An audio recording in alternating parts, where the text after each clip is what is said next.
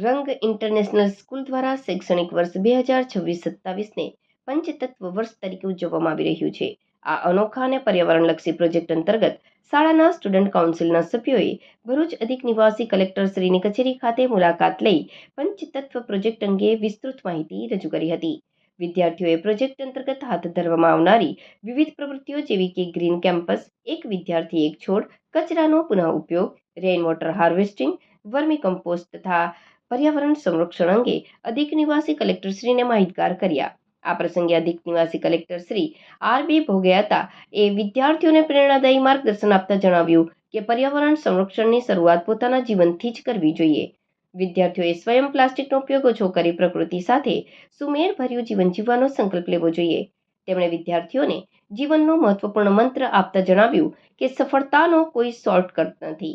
દૃઢ નિશ્ચય, સખત પુરુષાર્થ અને સતત પ્રયત્ન જ સફળતાની ચાવી છે. સાથે જ તેમણે વિદ્યાર્થીઓને પર્યાવરણ પ્રેમી, જવાબદાર અને જાગૃત નાગરિક બનવા માટે પ્રોત્સાહિત કર્યા.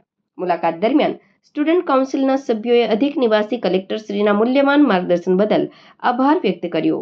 આ મુલાકાતથી વિદ્યાર્થીઓમાં પર્યાવરણ પ્રત્યેની જવાબદારી, આત્મવિશ્વાસ તથા જીવનમાં મહેનત, સતત પ્રયત્ન અને દ્રઢ નિશ્ચયનું મહત્વ વધુ મજબૂત બન્યું. અંતે વિદ્યાર્થીઓ તથા ઉપસ્થિત સૌએ પર્યાવરણ જાગૃતિ અને સંરક્ષણ માટે શપથ ગ્રહણ કર્યો હતો અને પ્રકૃતિના જતન માટે વ્યક્તિગત રીતે સક્રિય યોગદાન આપવાનો સંકલ્પ કર્યો હતો.